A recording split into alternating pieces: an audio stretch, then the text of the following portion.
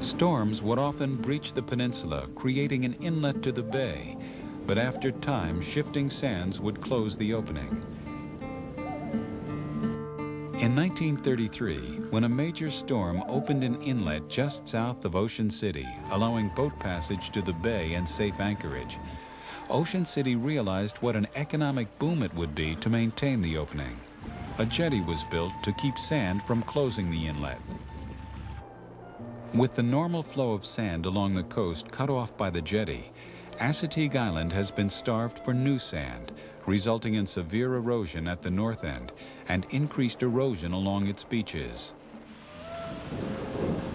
Sand moved along by the waves and currents is deposited at the southern end of Chincoteague in an area known as the Hook. When the Chincoteague Lighthouse was built in 1867, it was at the southern tip of Chincoteague Island. Since then, 5 miles of shoreline have been added. This buoy was once anchored in the water, marking the channel to Chincoteague. Not only has the island lengthened, but it's steadily moving westward. In just the past 2 decades, Chincoteague Beach is several hundred feet closer to the mainland. A marsh that waves are uncovering was once far inland, stark evidence of the island's westward movement.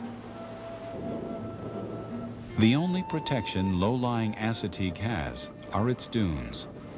These vital sandhills, formed by the wind and anchored with dune grasses, can hold back all but the most violent of Atlantic storms. The few major storms that do come often drastically rearrange the landscape.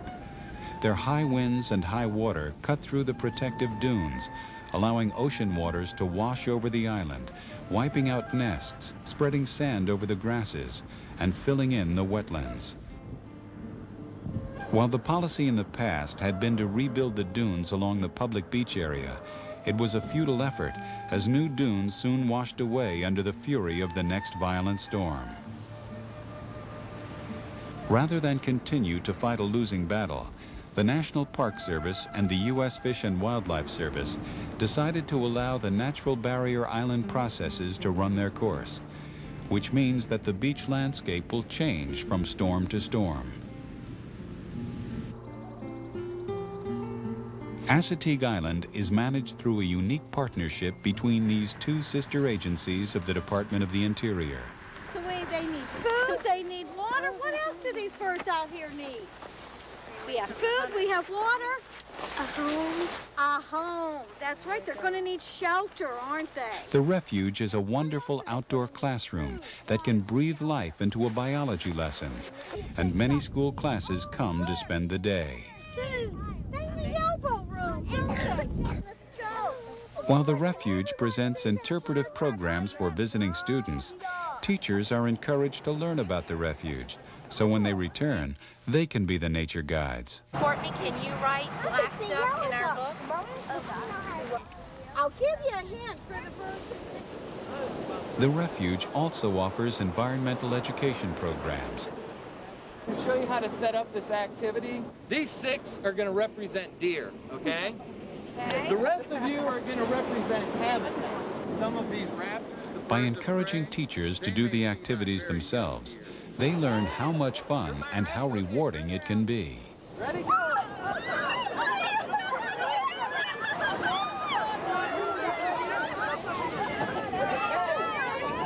If you're red, you're over here. What color's their tail? What color's the tail?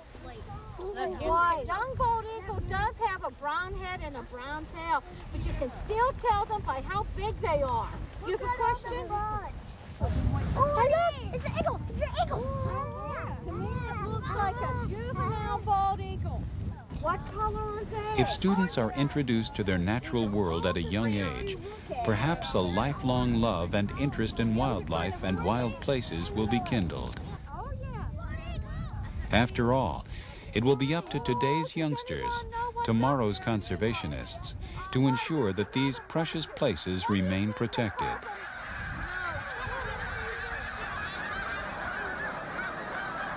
For visitors, there is wildlife observation and photography, and programs to learn more about barrier islands and their plant and animal life.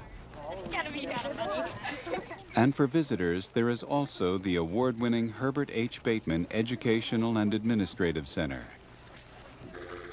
The center has been nationally recognized for its energy-efficient design and its environmentally friendly use of recycled materials and renewable natural resources. State-of-the-art geothermal technology is used to control the temperature in the buildings. By circulating a special fluid through deep underground pipes, the Earth's constant temperature is captured and then used to heat the buildings in the winter and cool them in summer.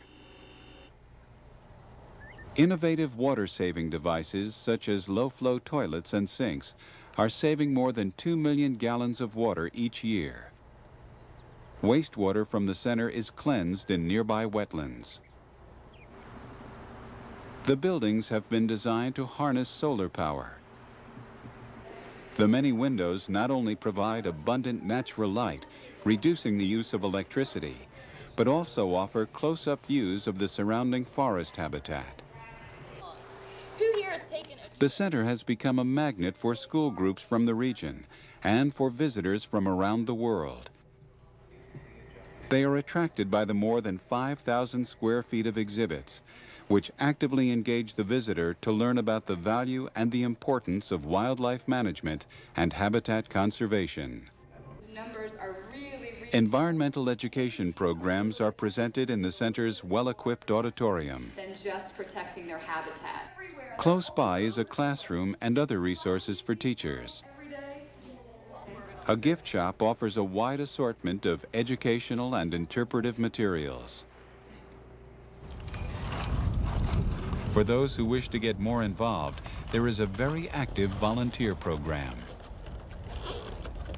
Volunteers help out with popular activity-filled events the Refuge sponsors during the year to celebrate Earth Day, International Migratory Bird Day, National Wildlife Refuge Week, and Waterfowl Week. Groups of volunteers from the Elder Hostel program come several times a year to Chincoteague for a week of hard work at their own expense, just for the pleasure of being outside and doing something to benefit the refuge. But it is. You might catch Volunteers are also there when the refuge teams up with the National Park Service to introduce youngsters to the challenges of surf fishing. Got it? There you go. Now you're set. He's a kingfish. Lucky. It's a kingfish, and they're one of the better eaten fish out. While the primary purpose of the refuge is to conserve and protect wildlife habitat, it takes its mission to provide a quality wildlife experience for its owners, the American people, very seriously. So let us celebrate Chincoteague National Wildlife Refuge. It is, after all, your refuge.